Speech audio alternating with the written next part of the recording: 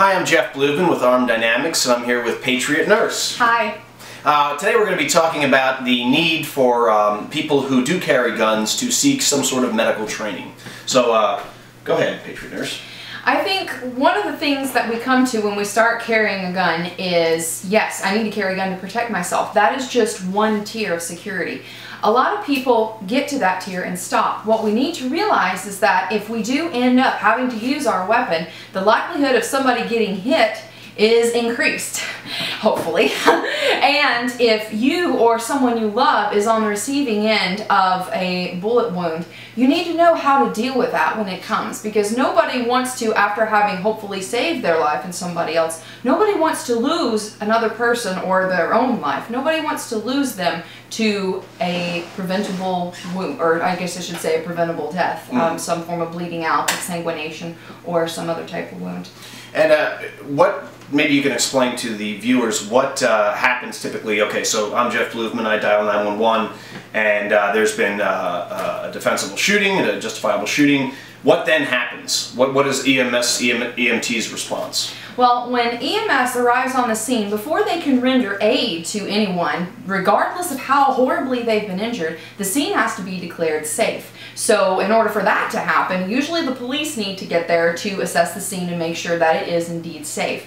Now, with a decent response time on a good day, you're looking at 5, possibly 10 minutes. So after the scene has been declared safe, perhaps another 5 minutes or so, then only then can EMS come and respond. So you're looking at potentially 10-15 minutes that the person who may be bleeding at quite a good clip, they may bleed out by that time. So it's important to know what to do in the meantime to keep that person alive until they can be put into the EMS system. And when you think about it, you know, let's say you or your loved ones is hit in that situation that occurred.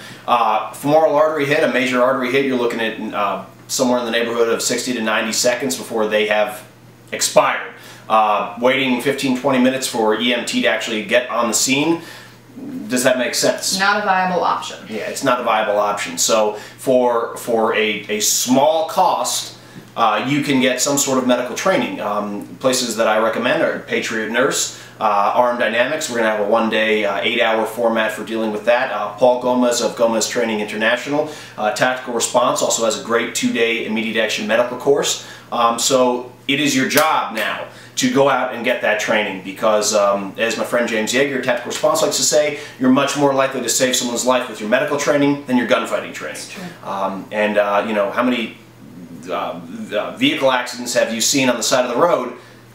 Well, you see them every single day. And so if you're the person behind that car and you can then render immediate aid, that's a good thing. So, any other last comments? Well, that's it. I really encourage folks not to remain stagnant with their learning and with their skills. If it's been a while since you've had a class, take another one, because your skills are perishable. They need refreshment like any other skills, medical especially. Okay, well, thank you, Patriot Nurse. Thank you, Jeff. I appreciate you getting on the camera with me, and we'll go from there. So we hope to see you in a class.